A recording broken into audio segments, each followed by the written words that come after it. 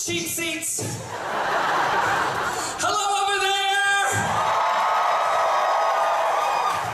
Gay part of the crowd. Hello in the middle.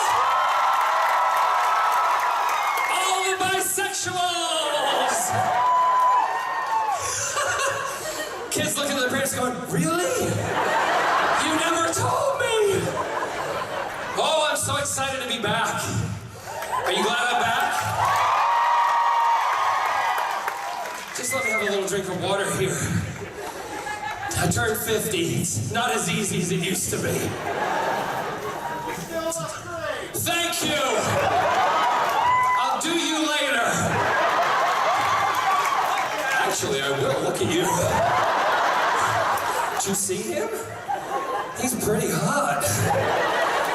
And I hope he's hung like a donkey.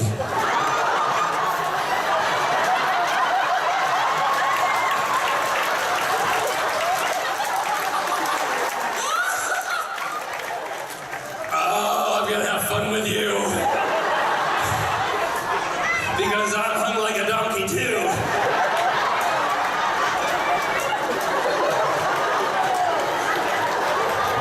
That was like 6 of them. Hung like a donkey.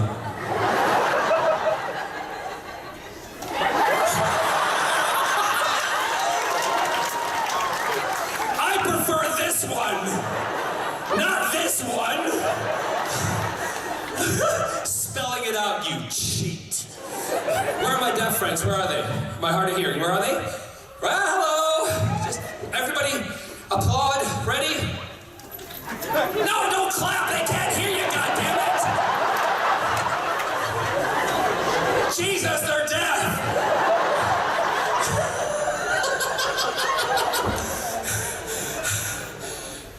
Thank you for coming. Everybody applaud! You don't have to woo, they can't hear you. Oh, so I turned 50. Yes, when I turned 50, I shaved my head. Because underneath this brown mess is gray hair. Oh yes, this is all fake. You should have seen me this morning. I was spraying my roots and I gave it a spray and I missed it. I had a big line across my forehead. I looked like an alien. Kelsey said, leave it, no one will notice. I'm like, yeah, right, streak. So when I turned 50, I had all of my friends and family for my 50th birthday. And they all came to Palm Springs and we had a great big party for them. And I took my nieces and nephews out quad biking. Do you call it quad biking up here? Yeah? Four-wheeling. Oh, yeah, you have to be difficult in Toronto, don't you? Four-wheeling. So I took them four-wheeling, and my nieces and nephews and I are standing at this place I've gone to before in Palm Springs, and the guys, we're all in a semicircle.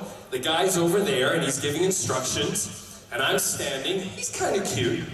And he says, well, don't put your feet down, because if you put your feet down, you're going to roll backwards, you're going to break your legs, and then we'll have to chop them off and call you Peggy. I went, well, that's kind of funny. And he keeps looking over at me, and I'm going, inside going, he recognizes me. He says, don't put the throttle all the way back, because if you do the throttle all the way back, the cutting will tip forward, backwards, you'll fly off, you'll break your neck, and then we'll have to take your head off, and then you'll be the headless wonder. Not a good joke. And he looks over at me and I go, like, yeah, it's me. He says, and when you go up the hill, don't pull away from it too fast, stay in a group, so you be careful and nothing happens. So nothing happens. If it does happen, you're all together in a group and you just keeps looking at me. He says, you know something? You look a lot like that guy from that TV show. Really? Yeah. Yeah. Except you look a lot older.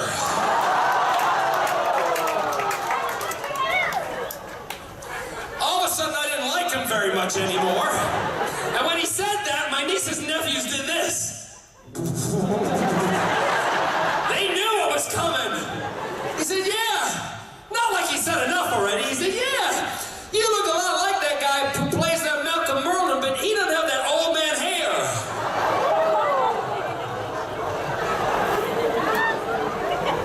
I'm gonna drive one of those quad bikes up your ass. That's what I'm gonna do. I walked over to my nephew Turner. I said, Turner, tonight at 1 o'clock, let's show him how old I am. We're gonna come back in the middle of the night. We're gonna slit all the tires of his quad bikes. See how he likes them apples. It made headline news in Palm Springs. Quad bikes vandalized by unknown assailants. I'm just kidding, I didn't do that. I didn't do it. It didn't happen, no. I sent my nephew Turner instead. He did it all. Keep my hands clean, just like Merlin.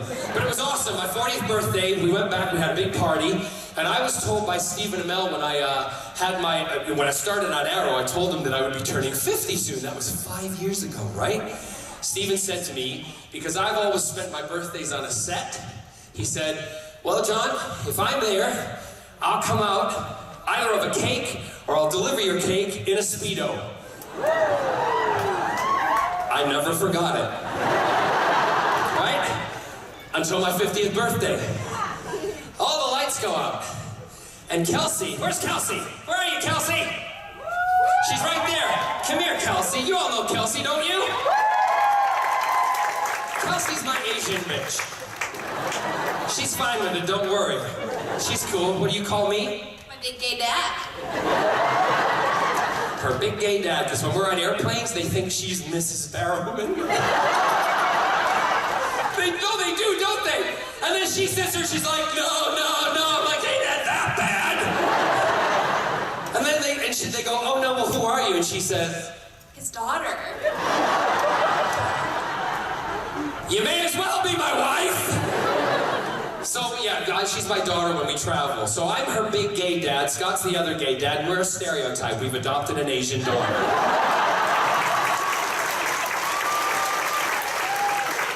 And I kid you not, I say that to the flight attendants, don't I? And they go, coffee? Would you like another drink? They don't know how to handle it. Particularly if they're Asian. Because she looks at them going, huh? The best was the other day, can I tell this one? Going onto the plane and you turn to me, because I'm not allowed to lift my bags, right? And she's making it out online that I'm some kind of, like, bad person, making her carry all of my bags. All over Instagram, she's like, oh. So I walk on the plane, and I turn around and she's walking with my bags, and we get on the plane, I step on the plane, the flight attendant says, welcome aboard, Mr. Barrowman. And she goes, ling, ling, bring your bag. Ling, ling, bring your bag.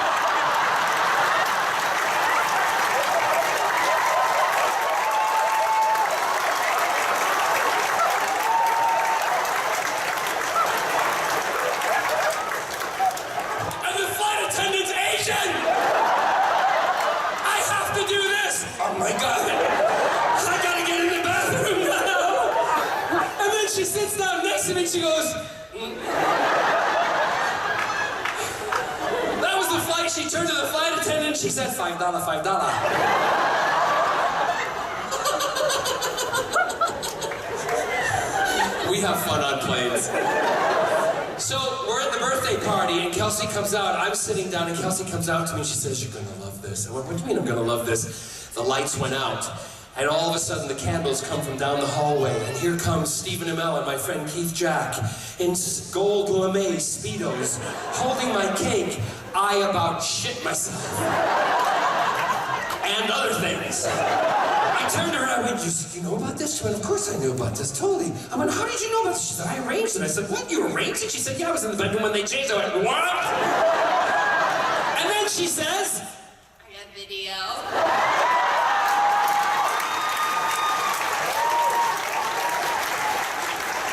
Really? You just got a raised girl out of me. Video! Yes, she did. She said, I'll show it to you later. I'm like, deal. But it was awesome. They came out in the gold lame. I blew out the candles. I looked at both of them. And they had something written on their chest. Keith, unfortunately, is dyslexic. And he was meant to write JB on each of their chests, but he wrote BJ. I thought, yes! Christmas and my birthday have come all at once! From two of my most hunkiest friends! I get to blow out the candles in a whole new way!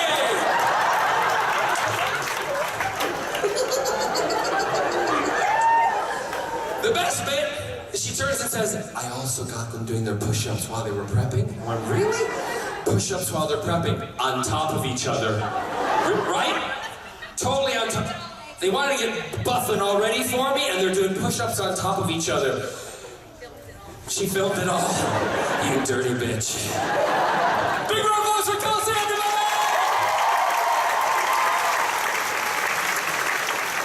But the funny thing was, I go back to my room to watch the video, and I go in my room and there's red all over my carpet. From when they fell, and all the lipstick they'd written BJ on their chest was all over my carpet. What's the one thing you don't ever do in a gay man's house? Leave a mess on his curtains or his carpet. It's terrible. I was scrubbing for days to get it all off of me. It's a fabulous birthday. Hey, how many of you saw the video of my husband? Have I told you this story before? I have, well then fuck it, I won't tell you again. Excuse my French. It's not Sunday, is it? Oh, in French it would be... What would it be in French? Québécois. Qu'est-ce que c'est? Okay? Shh, all you un-Frenchies, shut up. Dimanche? Dimanche. Hey, you, get up here, come here. Yeah, you.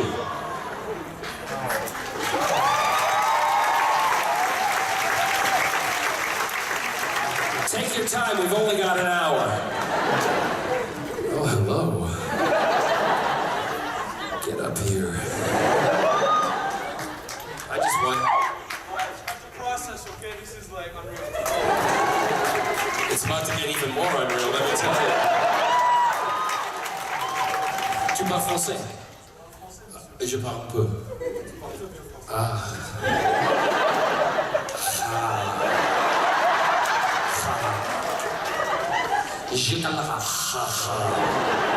Can I practice my French on you? It's BJ in a minute, I'll tell you.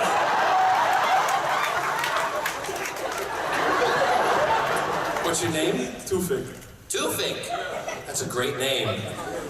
No, but it sounds like Tufik. Anyway, you know, it's close enough for me. Excuse me, I'm just gonna Tufik. Sorry, this is going someplace really wrong. So what did you say it was? How do you say it in French? Do that again?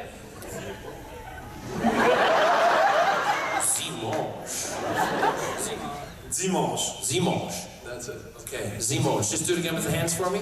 Dimanche. I love Québécois. Thank you. See you later, buddy.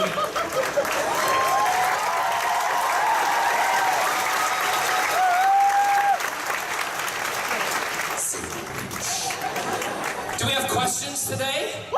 Do we? Do we have a mic for questions? No? Oh, we do. But I'm not going to tell you the story about my husband because I've already told you, haven't I? Wait! Don't get angry at me! Did I tell you about when I went back over to England?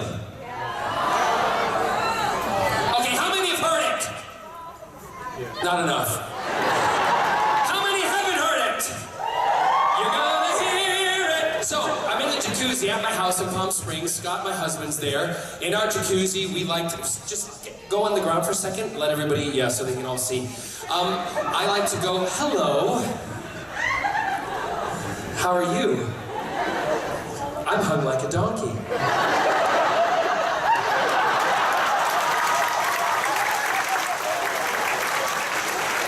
You got a grasp of it there, girl. Like you've taken a blue pill. So I'm in the jacuzzi, and when we go in the jacuzzi in our own home, we figure we're going nude, no big deal, right? It's our own house, we can do whatever we want, we're not afraid of nudity. So I'm in the jacuzzi, nude, FaceTime live. Right? Oh, and hey everybody, I just want to say what's coming up recently, and I'm going to be doing stuff, and it's going to be great, we're going to be out and about, and I hear sploosh behind me. Turn around, my husband's in the jacuzzi. I said, you did not just walk behind me naked, did you? He says, yeah. No problem. I went, what do you mean no problem? I'm live on Facebook with 6 million people! And you just shown them all your cock! Oh, well, I went to see Jungle Book. I don't care!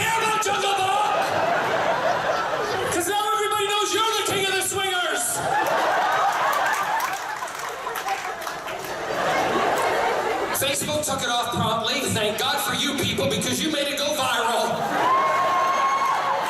So viral that I was in London a week later, and I'm sitting in the conservatory, or conservatoire, as my mother-in-law likes to call it, with my mother-in-law and father-in-law, because I go to see them every time I'm back in London if Scot's not there. So I'm sitting and I'm having tea and cakes and sandwiches, finger sandwiches with my mother-in-law. Sterling, my father-in-law, is in the kitchen doing some cooking, and Sheila is sitting across from me, and she says, "John, I spoke to Jackie this morning." I said, "Did you, Sheila?" I said, "Yes, I spoke to Jackie. Jackie's such a wonderful lady. She says to say hello, Jackie does. But Jackie was telling me, I said, Sheila, have you seen the papers today?" And I said, "No, Jackie, I haven't seen the papers. Should I be reading the papers?" She said, "Well, yes, Sheila, because Scotty's cock is all over the papers." Apparently, he got it out on the internet. I about choked on my sandwich. My mother-in-law saying the word male chicken to me. I about spewed all over the place. She said, "Is it true, John?" I went, "Yes, actually it is." And I told her this story, and she said, "Oh dear, dear, dear, dear. I do wish Scotty would keep his cocky in his pants."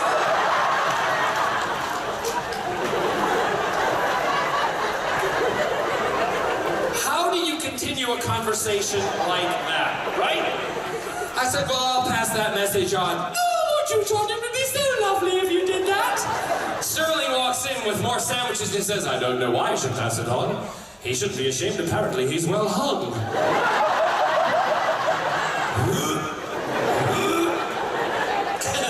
First question. Yes. It's not. You'll all be looking up that video now. It's still on there. Happy hunting. You disgusting pervs in the front row. I love you. Yes. I'm think a little bit confused here. Dimanche is Sunday in You're French. confused? What? You're when confused? you were asking the question about French, Yes. I think the word you want is va te faire foutre, which is go fuck yourself, and not dimanche, which is Sunday.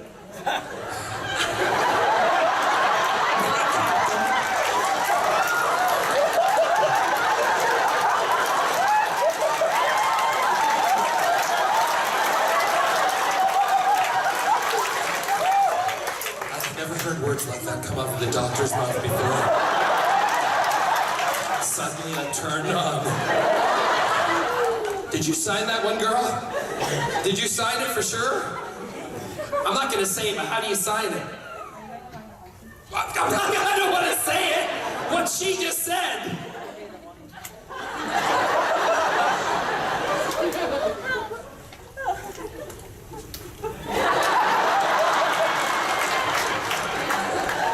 Yeah, that too.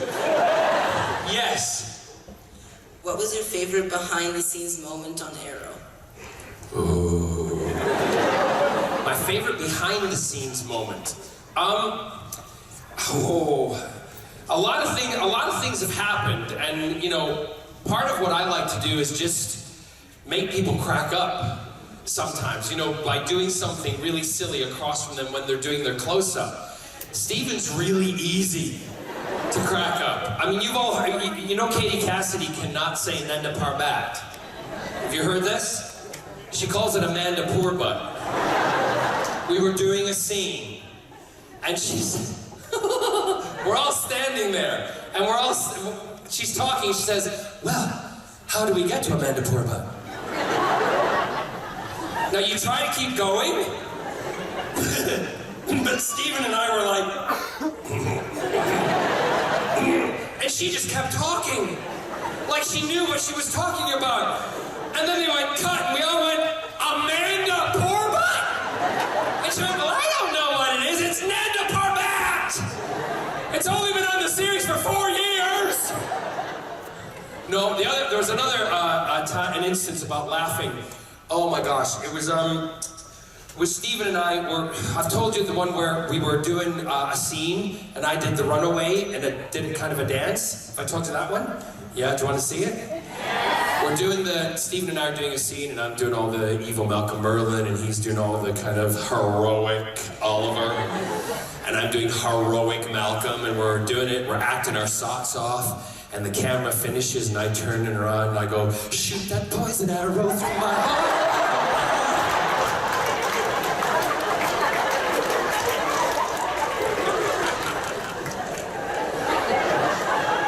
They love working with me when I do a really heavy scene. Yeah. Yes. So do you think that there's any possibility that Jack can come back on Doctor Who?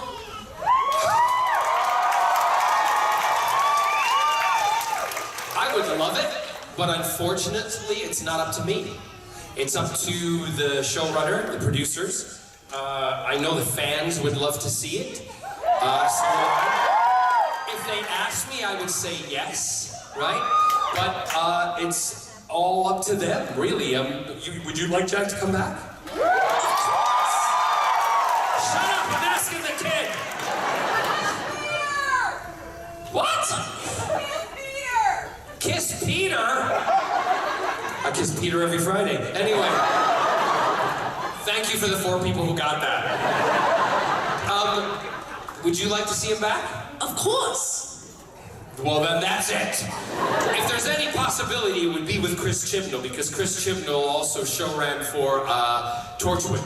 And so he knows Captain Jack, and it's a new lease on Doctor Who, and I think it'll be awesome. And let's just, fingers crossed, I'd love to, because Jack changed my life, and I will always be grateful to Doctor Who and to the world and to Whovians, because, like I'll always say, you make my life awesome, and that's what Jack did. So I'd love to go back, yeah.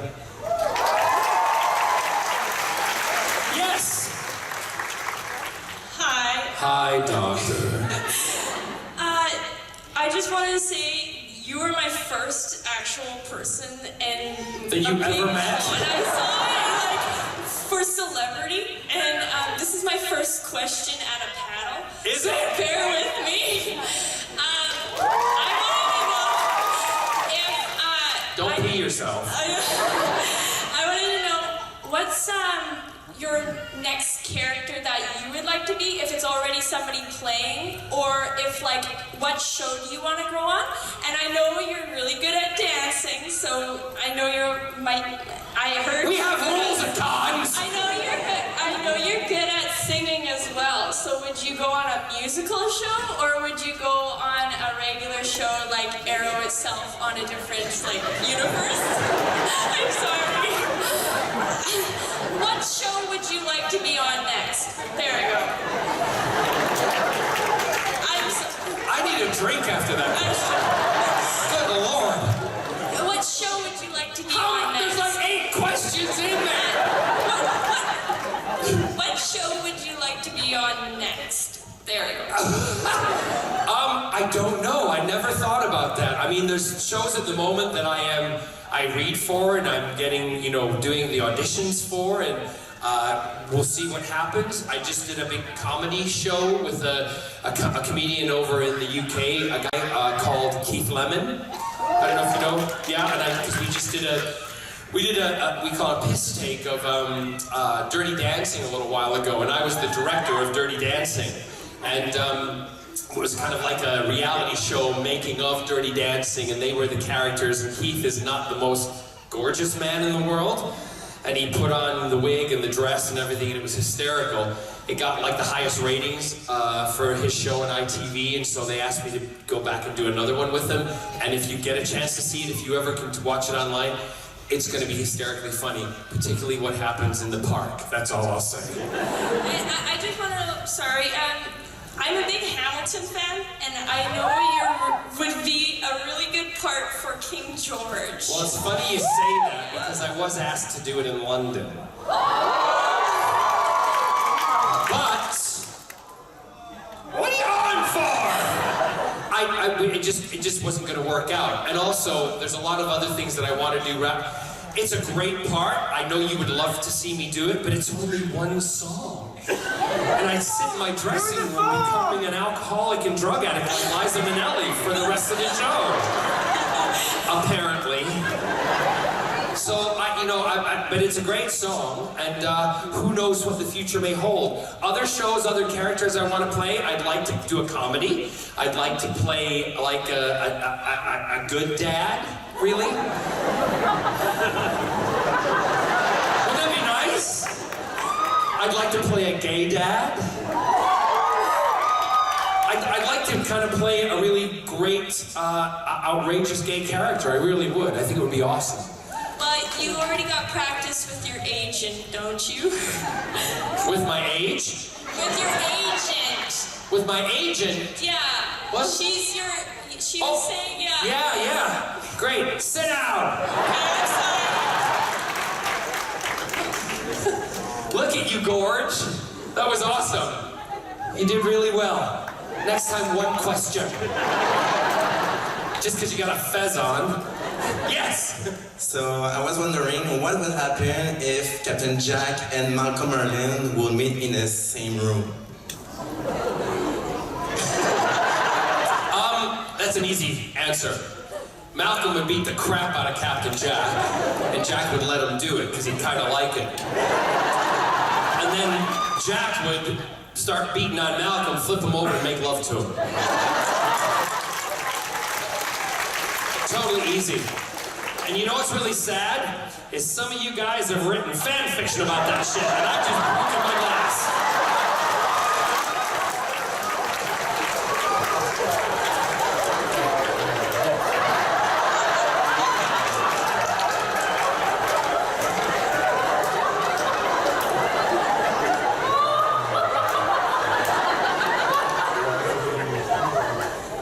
Oh my goodness. Do you think they'll bill me? It's okay. No, it's fine. No, it's fine. Just don't worry about it right now because it's got a little bit of glass there. I don't want you to cut yourself. Oh, great. Did you just hold it like a sample cup? Oh! What? No, I'm fine. Plastic's fine. Don't worry about me. I'm just in the middle of a show. Don't worry. When I went in for my operation, you all know I had my appendix out about 3 weeks ago. Yeah? It was horrible. Horrible pain. Everything was, but the drugs were great. I was rushed in that night. They gave me drug medication, and to go to the hospital in the ambulance, I said to my sister, because my sister took me to the hospital. We were writing at that time, working on some stuff. And she was in a panic, and we're in the car, and I'm saying, Carol, can you drive faster? And she told me, faster? I'm already doing 80 miles an hour and a 30! She was flying, but she was hitting every goddamn bump on the way. I get to the doctor's office and he says, there's no way you can make it to the hospital in the car because if it bursts, what's your sister gonna do? I went, inherit everything?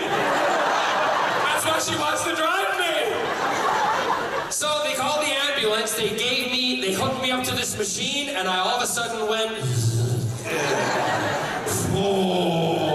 oh, this is awesome. And these two gorgeous men came, these paramedics, and put me on a stretcher. And they put me in the van, and they took me off to the hospital. And I get to the hospital, and they put me up in my room, and then they tell me I'm gonna have to have surgery the next morning at 6 a.m. And I pressed this button, and this lady came in, and she put a syringe into that bag again, and I went, whoa, deeper. I said, what are you doing? She said, every time you touch that button, Mr. Barrowman, we give you drugs. Legally? She went, oh yes, you're paying for them. I went, well,